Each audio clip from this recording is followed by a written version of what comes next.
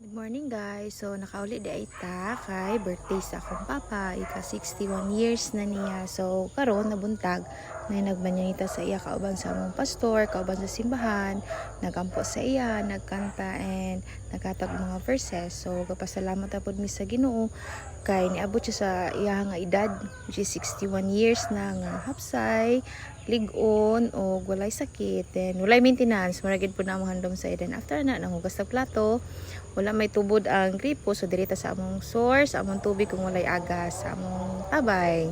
So after ana, kabo-kabo, tanaw bayabas, tanaw kamuti ug naay uno, then after ana gipaak sa lamigas, and then after ana dudula kay Marco, and then gikuha ang tubig, tapos uli kanala. Thank you.